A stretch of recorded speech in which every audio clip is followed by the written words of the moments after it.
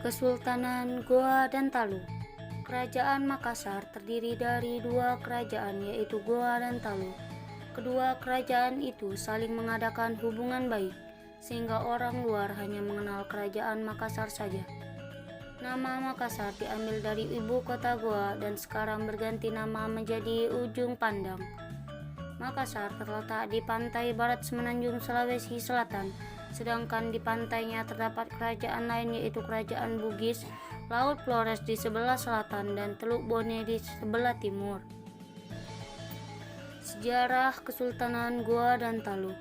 Pada awalnya, sebelum abad ke-16, Kerajaan Goa Talu yang lebih dikenal sebagai Kerajaan Makassar terdiri dari beberapa kerajaan yang bercorak Hindu, antara lain Goa, Talu, Wajo, Bone, Topeng, dan Luwu. Dengan adanya dakwah dari Datuk Ribandang dan Datuk Sulaiman, Sultan Alauddin atau Raja Goa yang masuk Islam, setelah raja memeluk Islam, rakyat pun segera ikut memeluk Islam. Letak dari kerajaan atau Kesultanan Goa Talu. Letak Kesultanan Goa Talu atau lebih dikenal dengan sebutan Kerajaan Makassar. Kerajaan ini terletak di Sulawesi Selatan. Secara geografis, Sulawesi Selatan memiliki potensi yang penting karena perdagangan Nusantara. Bahkan daerah Makassar menjadi pusat persinggahan para pedagang, baik yang berasal dari Indonesia bagian timur maupun para pedagang yang berasal dari daerah Indonesia bagian barat.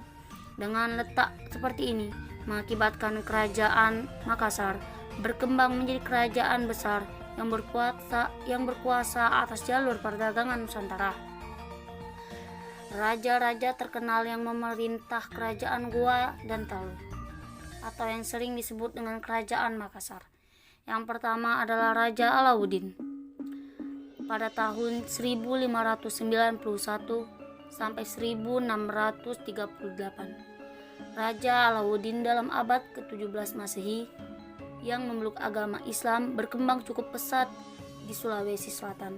Raja Makassar pertama yang memeluk Islam bernama Raja Alauddin yang memerintah Makassar dari tahun 1591 sampai dengan 1638 Masehi. Di bawah pemerintahannya, kerajaan Makassar mulai terjun dalam dunia pelayaran sampai perdagangan atau disebut dengan dunia maritim.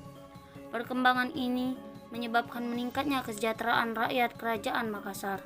Namun setelah wafatnya Raja Alauddin, keadaan pemerintahan kerajaan tidak dapat diketahui dengan pasti.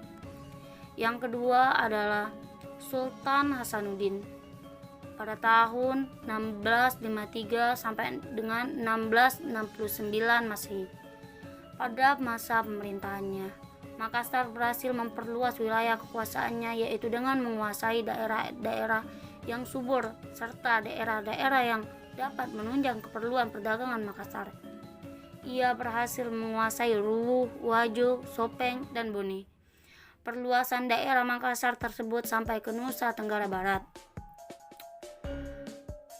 Masyarakat Goa dan Talu di berbagai bidang. Yang pertama adalah di bidang ekonomi.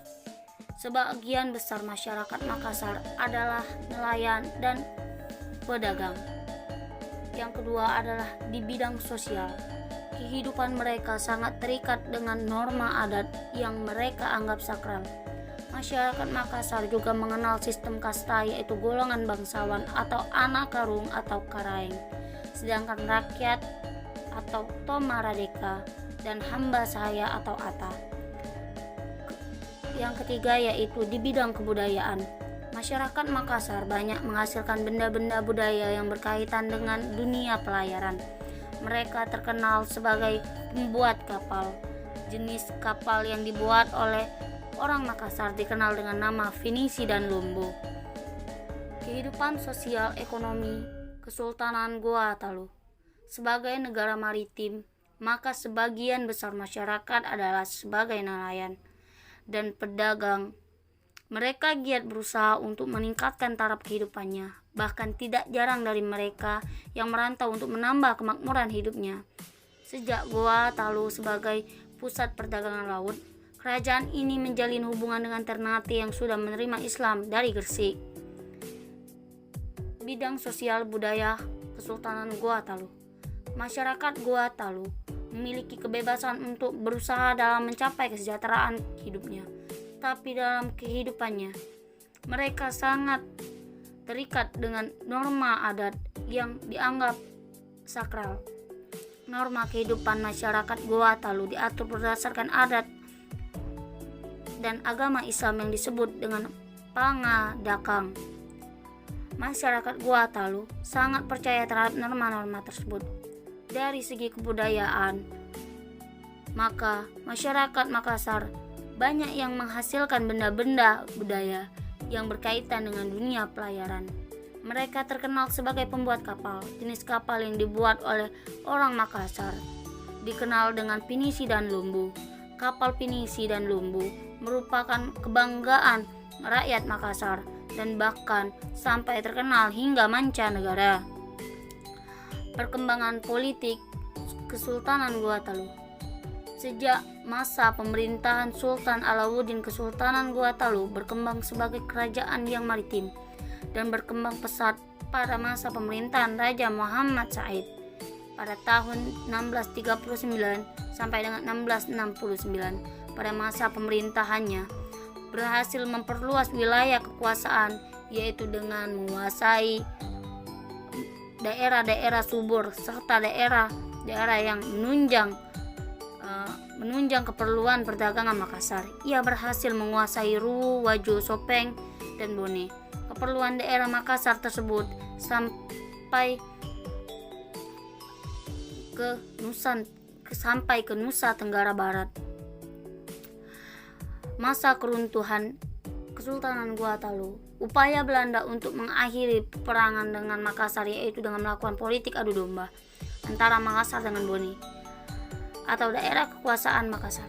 Raja Bone, yaitu Aru Palaka, yang merasa dijajah oleh Makassar, mengadakan persetujuan kepada POC untuk melepaskan diri dari kekuasaan Makassar. Sebagai akibatnya, Aru Palaka bersekutu dengan POC untuk menghancurkan Makassar. Raja Bone Aru Palaka meminta bantuan Belanda untuk menyerang Hasanuddin karena wilayahnya dikuasai Goa Talu, maka dengan cepat Belanda menyambutnya. Peninggalan Kesultanan Goa Talu. Yang pertama adalah Fort Rotterdam. Fort Rotterdam atau Benteng Ujung Pandang adalah sebuah benteng peninggalan kerajaan Goa Talu.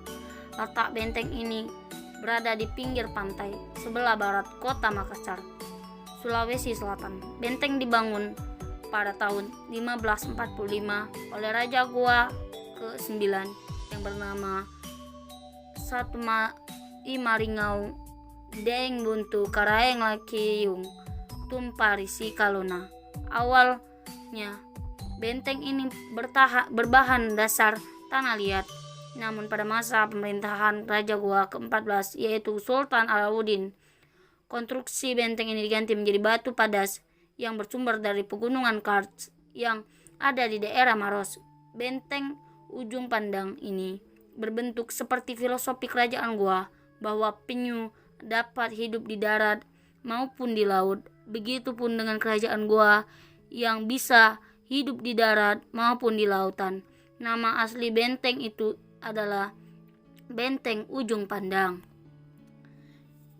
Kemudian yang kedua ada Masjid Katangka. Masjid Katangka didirikan pada tahun 1605 Masehi. Sejak berdirinya masjid ini telah mengalami beberapa kali pemugaran. Pemugaran itu berturut-turut dilakukan oleh Sultan Mahmud pada tahun 1818, Kadi Ibrahim 1921, Haji Mansur Daeng Limpo Goa 1948, dan Andi Baso Pembicara Rabuta Goa pada tahun 1962. Sangat sulit mengidentifikasi bagian paling awal atau asli bangunan masjid tertua kerajaan Goa ini. Kompleks Makam Raja Goa Talu. Makam Raja-Raja Talu adalah sebuah kompleks makam kuno Letaknya di RK 4 Lingkungan Talu, Kecamatan Talu, Kota Madia, Ujung Pandang. Lokasi makam terletak di pinggir barat muara Sungai Talu atau pada sudut bagian timur laut dalam wilayah Benteng Talu. Berdasarkan hasil penggalian atau excavation yang dilakukan oleh Suaka Peninggalan Sejarah dan Purbakala pada tahun 1976 sampai 1982, ditemukan gejala bahwa kompleks makam berstruktur tumpang tindih. Sejumlah makam terletak di atas pondasi bangunan. Kompleks makam berstruktur tumpang tindih. Sejumlah makam terletak di atas pondasi bangunan dan kadang-kadang ditemukan pondasi di atas bangunan makam. Kompleks makam Raja Talu ini sebagian ditempatkan di dalam bangunan kubah atau jirat dan sebagian tanpa bangunan pelindung. Penempatan balok batu pasir itu semula tampak menggunakan perekat. Perekat digunakan pada proyek pemugaran. Bentuk bangunan jirat dan kubah pada kompleks ini kurang lebih serupa dengan bangunan jirat dan kubah dari kompleks makam Tamalate, Arupalaka dan Katangka. Pada kompleks ini berbentuk makam dominan berciri pada abad 98 Masehi.